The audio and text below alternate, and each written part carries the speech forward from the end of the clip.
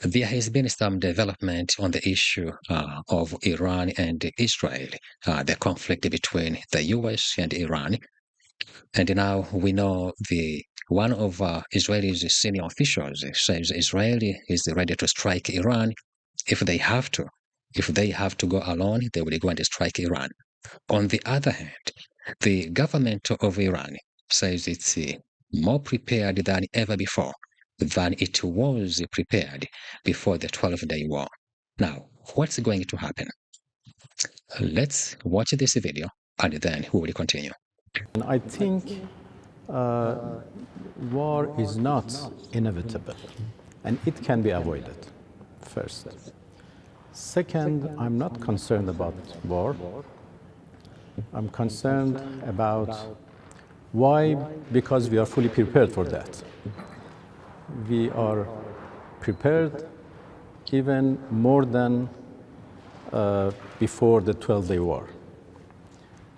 And I believe that the best way to prevent a war is to be prepared for that.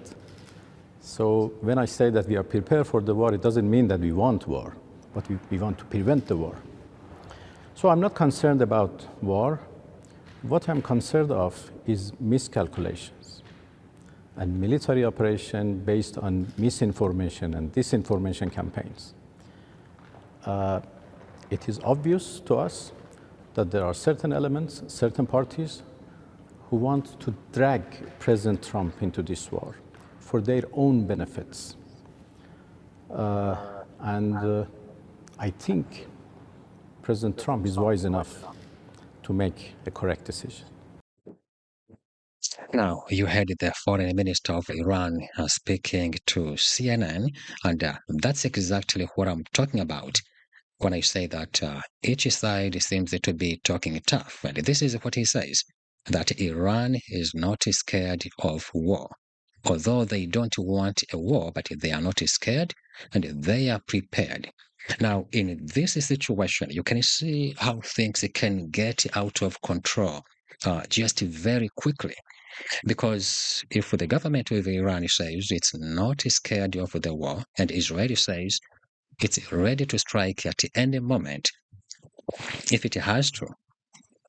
So you can see how things are going, because I know in the past 1 or 2 weeks we have seen sometimes we came to the point where we believed that probably things were getting to the point where it was cooling down, but then this is what we are getting, and we have been there before. We have been at this point before, where we believed that maybe things were coming back to normal, maybe an agreement was going to be reached, but then something happens, and we see each side trying to show that it's not going to back off, it's not going to back down, and we don't know what will happen tomorrow. That's all I can say. Now, let's continue watching, and then we will discuss. Why do we insist so much on enrichment and continue to do so and are not willing to give it up even if war is imposed on us? Because no one has the right to tell us what we should or should not have. This is based on the principle of rejecting domination.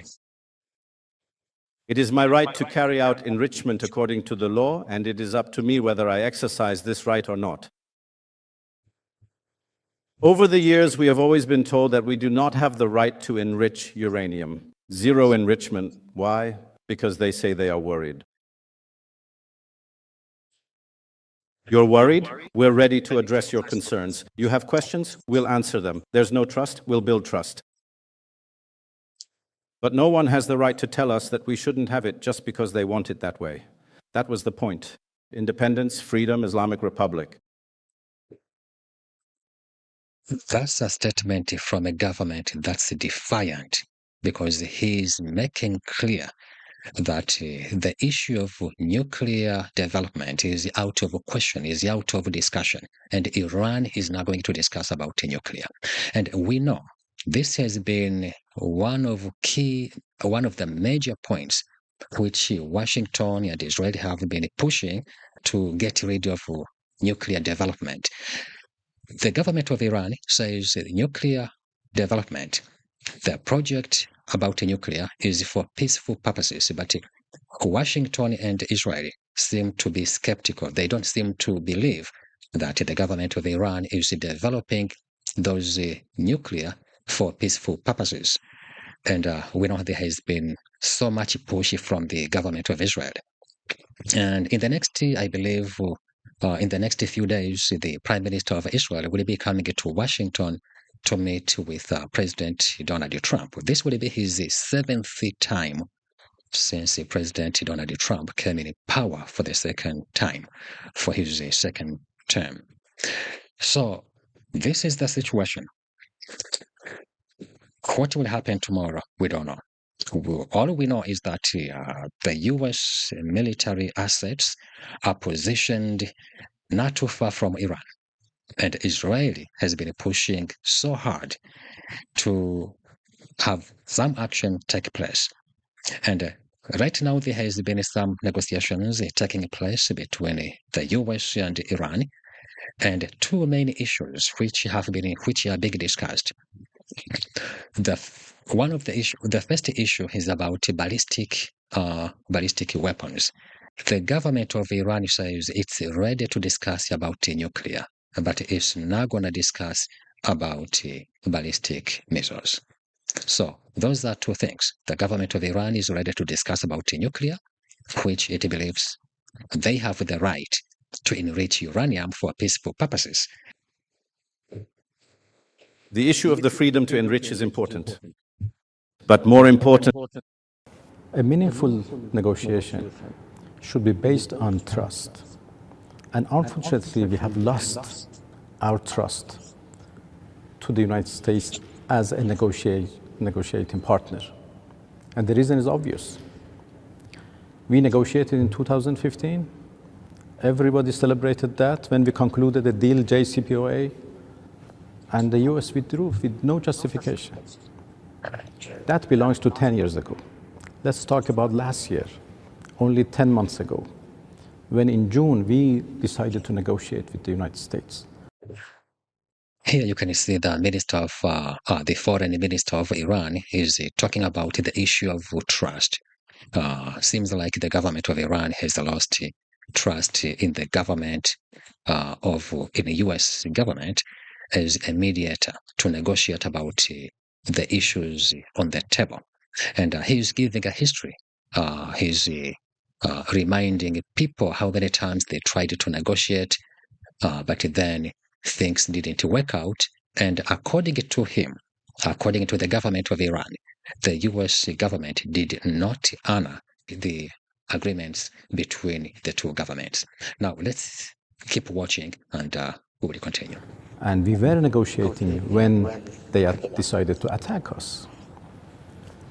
It first is Israel, and then the US joined. So we don't have any good experience, any positive experience of talking with Americans. And in order to have a meaningful negotiation, we need to overcome this mistrust.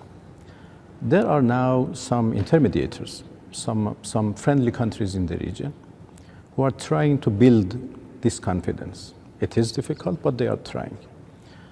So I see the possibility of another talk if the US negotiation team follows what President Trump said,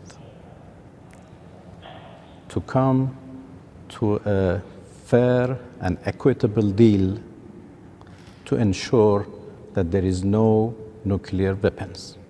This is what he said in one of his latest posts. So if that is the case, I'm confident that we can achieve a deal. Well, there you have it. That was the foreign minister of Iran speaking on the issue of nuclear weapons, on the issue of trust between the government of Iran and the US government, and also the Israeli government. Now, I don't know about you.